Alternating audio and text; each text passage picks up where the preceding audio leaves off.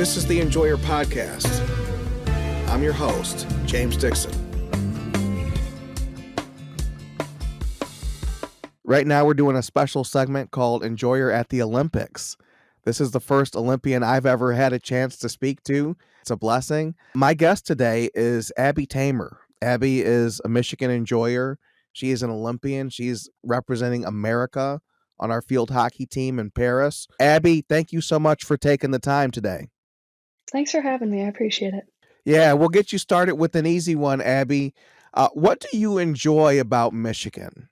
I like a lot about Michigan. We live on a lake. We're on the chain of lakes around Dexter. And so just being able to be on a lake every day is so nice. But I like having seasons. I think having seasons is really nice. I've spent the past year in Charlotte, North Carolina, and we don't quite have the same amount of seasons. It's really hot all the time down here. And I appreciate that Michigan has a good mix of everything. And then I just like going up north a lot. I think it's beautiful. And I would love to, if retirement's a long time down the road, but I would love to spend time up there. It's so nice. Tell me about this chain of lakes in Dexter. Like, what lakes are we talking about? I'd not heard about this. Yes, it's probably like closer to Pinckney, but it's just the Zuki, Strawberry, Big Gallagher, Whitewood, Portage chain. I think there's like 7 or 8 lakes a part of it. But yeah, we live on one of the smaller lakes, and it's just so nice to be able to go boat and go out, and we can go to a pizza place and park on the dock, and it's just such a nice way to spend the summers. That sounds lovely, actually. Yeah, it's awesome. We have a piece on our website. It's one of our more controversial reads. I don't want to pull you into controversy, but I do need to hear your voice on this one because you mentioned it. Up north. Where does up north begin? I say up north when I'm going anywhere to get away. But if I actually answer that, I would say like up here and above. Really? That high? I understand it just being the UP. I can totally understand that. But like I'm so far south that up north is any vacation. It's so funny because I view it the opposite. I'm here in Southfield in suburban Detroit. Oh, yeah. I view up north when I'm on I-75 and it's like that you're leaving Oakland County and you're in Genesee. Yeah. To me, Flint is up north. Like if you're not if they have well water, you're up north. That's fair. Okay, I can see that. But Abby, tell me about yourself. Tell me about where you grew up, how you were able to make an Olympic team. Paint the picture briefly, if you could. I grew up in Whitmore Lake, Pinckney area, went to high school at Dexter. And I think where the like sports part of the story starts is with my parents. Both my parents went to Michigan and they were both athletes. My mom played field hockey and my dad played ice hockey. So we were always playing sports growing up. My mom actually started the program in Dexter. So I was always around field hockey, but I had never played it until 7th grade. And I picked it up, tried to quit. My parents didn't let me. Stuck it out for 2 more weeks, and then I realized I really like this sport and I really want to keep going with it. And then 7th and 8th grade was just like learning the sport a little bit. And then sophomore year of high school was the first time I made a junior national team. And then from there, it was just climbing the ladder from there. So the U17 team, the U18 team, eventually the U21 team, which is like the last stepping stone. And then December of my sophomore year of college, I ended up making the national team and spent the first couple months still living in Michigan while on the team, but then ended up moving down in July of 2023 to train for the year. And I've been here for a year now. Now, I'm sure a lot of people are going to hear this and be shocked that someone who's an Olympian ever had any quit in them. Tell us about that story. Where were you in life? What was happening that made you think it wasn't for you? Something that you ended up being so very good at. Yeah, so like I said, I started in 7th grade, so I was 12 years old, and I don't think 12-year-olds should really be final decision makers on a lot of what they do. And so I'm very grateful to my parents for forcing me to push through, but my parents required us to do like 2 activities. So whether it was a sport and an instrument or something going on there. So I played soccer, and I really liked soccer growing up and like saw myself going all the way in soccer. Because we had an excellent soccer team, national team, even back then. Right. So it was fun to watch. So I wanted to be there. But I also played ice hockey, and then I quit that. So I had to pick up another sport. And because I had been around field hockey for so long, I decided that would be it. It was a pretty short season. And the thing about field hockey is it's so technically challenging when you first pick it up because you have to like learn how to push pass. You have to learn how to dribble. And it spends a good amount of time just like on those little acute skills that are really difficult to pick up. And it's not fun at the beginning. It's fun once you get past that hump. So I wasn't past the hump, and I didn't love that. I don't like not being good at things. So, like I said, it was probably like 2 weeks into the season. I was like, I want to be done. And my mom was like, you guys made commitments. You have to follow through on your commitments, which is a completely valid lesson and makes a lot of sense because 2 weeks later, I got over the hump and thought, wow, I want to go to college playing this and yada, yada, yada. So, very grateful to them for instilling that in us. So they weren't saying you had to play field hockey forever, but just the current season, Yeah, just finish out what you'd signed up for, and that's all it took. that's all it took. How'd you get over the hump? Like I said, it's so technical. Once I figured out how to do some of those skills and like I could dribble and I could pull, which is like an elimination skill, and I could push pass and hit, then I was like, okay, this is actually a lot of fun. And the thing with field hockey is because it's so technical, there's so many like little challenges that you can teach yourself every day. And so that's something I really enjoyed once I got like the basics down. Interesting. So your study, I mean, does this entail reading, YouTube videos, or is it all physical out there, like on the field with your mom or something like that? Like, how do you get better? Yeah, I mean, I watched a lot of probably mostly on Instagram, but a couple like YouTube videos. I watched a lot growing up, and then we have like a little pole barn area that had some turf at my house, so I would just always be out there trying to do cool stuff, and I'd be like taking videos of myself just to, like pretend like it was the coolest thing ever. But I think having the like self motivation to go out and do that on your own was a big thing that probably helped me to get to where I am today. So by the end of that first season, were you like excellent? Was the accomplishment that you had stuck it out? Like, was this day foreseeable at the end of that first season? I don't think at the end of that first season, but I think for the short amount of time that I had played field hockey at that point, my mom could tell that I was good at it. I could tell that I was good at it, but by no means was I excellent. She could tell. She'd played college and saw something in you that, oh yeah, if you stick with this, you could really do it. I think with like a lot of high level athletes, it's more the mindset and the like intangibles that tend to make you stand out more than like some of your teammates might. So it probably wasn't my actual skill level, but just my willingness to go, like I said, like go train on my own in the yard without people telling me to, or Right. like my fitness and stuff like that that you can't really measure. Absolutely. As I understand it, you were in high school during the COVID era. How did COVID affect your years in high school? And what when did you graduate high school? Yeah, so I was a junior when COVID started. It was March of my junior year. So I think I had mentioned it, but I made my first junior national team as a sophomore and technically still made it the next year because we were able to have tryouts. I think tryouts were in January of my junior year. So I was on the team that next year, but then COVID completely halted everything.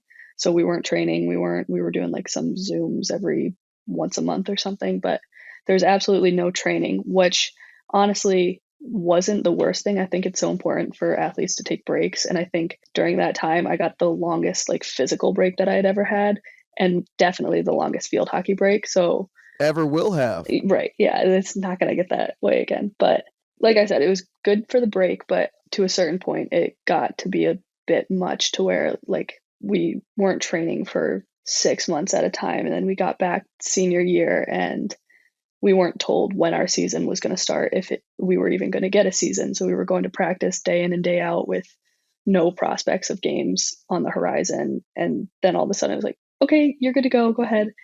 And then during the season, is it going to get shut down? Are three of my teammates going to test positive and our team's going to be out of playoffs? So it was super uncertain, which was Right. really something like that side of sports really shouldn't be uncertain. Like your schedule shouldn't be uncertain, but it was just something else you had to deal with. Right. And I think our team at Dexter did a really good job of it. We ended up winning states, and we like the whole season spent every practice being like, this could like tomorrow could be our last game. So we have to make sure we're peaking every day we play. We don't have room to go up and down. We just have to keep going up. And it worked out, but it was tough. And then even after that season, club sports weren't picking up, or club field hockey wasn't picking up, and the junior national teams still weren't picking up. So I ended up gray shirting to Michigan and going a semester early because they were training. So I still lived at home, but I could train every day. And I think that was probably one of the more important decisions that I had made. Just looking back on it, I don't think if I made that, I don't think I would have ended up making the U21 team that year because I was so young. Really? Yeah, I was 17 when I made the U21 team for the first time. You So were 17. yeah, and there was probably 3 or 4 of us that were my age. Wow. But the fact that I was able to train at Michigan for a whole semester before the tryout came, I think hugely helped me out. So, Right, because you got to rise to that level of competition. Like, now you're with college girls and, right. pushing you harder than maybe you would have been, you know? Yeah, definitely. Let's see, so that's what, 2021 Yeah. that you get to Michigan? Yeah, in January 2021, yeah. I've obviously, I mean, you probably can't tell from my physique, but I was never in the Olympics myself. No way. Um, right, people are always shocked to hear that, right? Help our audience understand the physical paces that you have to go through. Maybe describe a day, describe a training session. Just help us understand what the body has to be able to do this. Yeah, so there's so much that goes into it, and we have a great support staff, like our athletic trainers, our strength and conditioning support staff, and they do a lot of, like, I think we call it periodization. So it's so that we end up peaking at the right time. So throughout the year, we've had periods where we're like really running ourselves into the ground, which is we really just ended that period right now, so that we'll be able to peak in a couple weeks at the Olympics. But then there's other times where it's like super light. And so on our schedule, it kind of looks like a little bit of a rainbow, and we'll have like red weeks, green weeks, and just easier and hard weeks. So that's really interesting and something that I don't think you get at the college level or at the club level because you don't have that same type of schedule. Right. But in terms of what a day looks like, all I'm doing right now is playing. So I don't have a job outside of this. So we start practice at 8. So I'm up at probably 6:30, practice from 8 to 11, 11:30 sometimes. 3-hour practices? They're pretty long. Whoa. And then we'll either have a lift after that or a second session. 3-hour practice and then a lift? What are you lifting after practicing for 3 hours? Yeah, it's pretty tough, but it's good and it's really rewarding and it's super necessary. Yeah, and within the practices, we'll sometimes condition at the beginning and the end. It's very physically demanding, and like I said, we're just getting off one of those hard blocks. So these next couple of days are going to be nice to kind of chill a little bit, but it's super necessary, but super demanding. Yeah. Abby, I'm not sure what your faith situation is, but having, two parents who are college athletes has obviously impacted you, Hmm. impacted your mindset. And when you talked about COVID, what I heard is something I like to do is, find the blessing within the breakdown, Hmm. right? So within a bad situation, you can still find evidence of you being taken care of and, opportunities to still grow from wherever life has taken you. Yeah. How did you get to a place mentally where at quite a young age, you were able to do that and to say, okay, well, this is a bad thing overall, but here's the good in it. How were you able to see the good within situations? Yeah, I think that's a really good question. My mom always says that like everything happens for a reason and you're going to go through things that are hard and you're going to come out better at the other end of it. So I think her mindset on that rubbed off on me a lot, but neither of my parents are ones to make excuses for things. Me and my siblings weren't raised like that.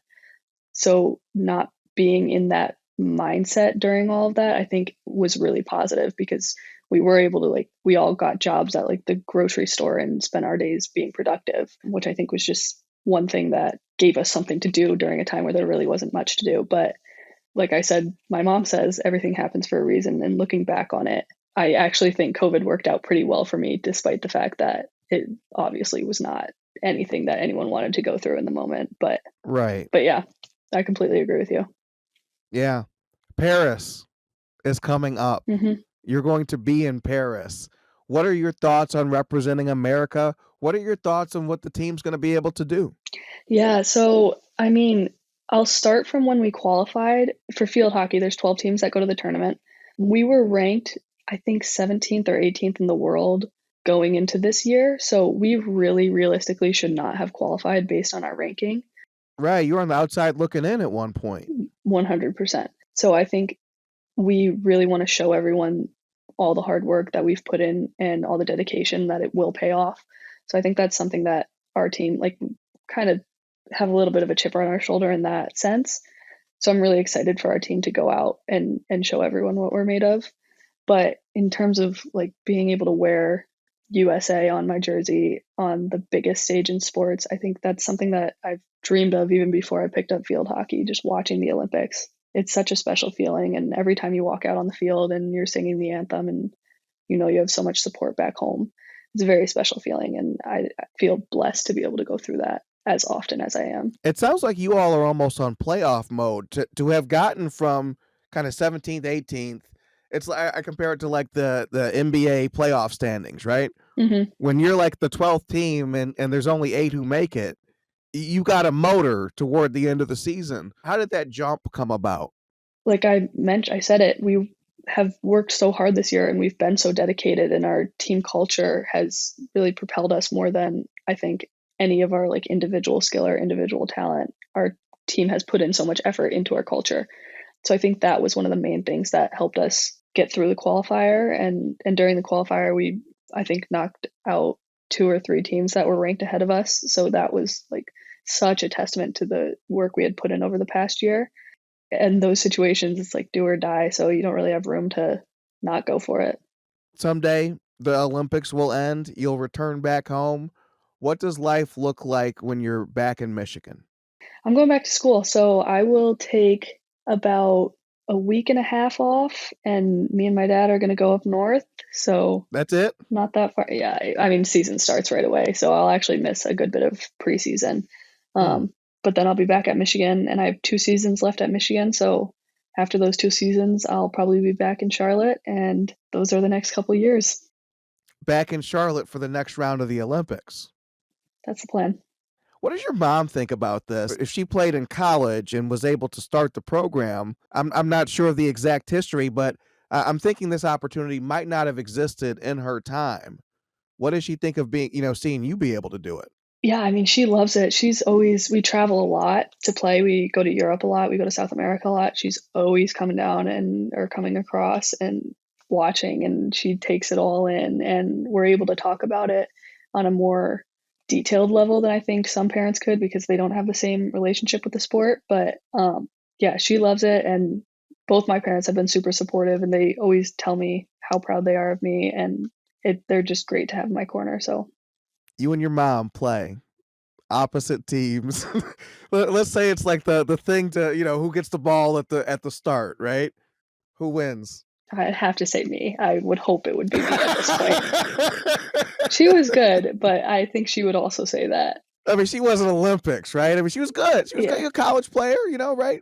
You can't discount her, but I've got the age to help me out. I think I'm in closer to my prime than she probably is at this point. no, But I'm saying both of you in your prime. Who wins? oh yeah, I would still say me, but Still you. Okay. maybe she wouldn't. Yeah, I love that confidence. yeah, I would say so. Abby, what would you have people know about yourself, about the team, about any needs the team might have? I mean, we are fundraising for our travels. We don't get funding from the government like a lot of other nations do.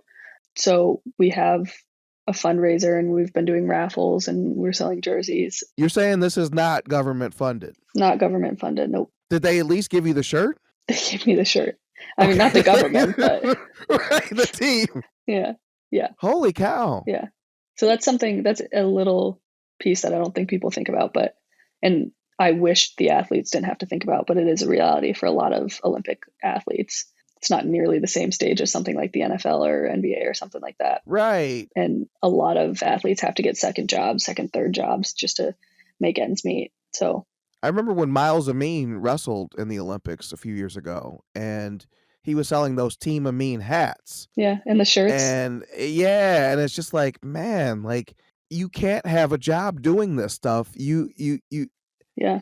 The economics don't work. Like, and so what I think people don't quite get is that while you are backing us, you also need us to back you. Yeah. And I think people tend to be really good about that, but it never hurts to help us out, honestly. Absolutely. Well, Abby, be blessed. Best of luck. And thank you so much for taking the time with us today. Thank you. I appreciate it. Thanks for having me. All right. Be well.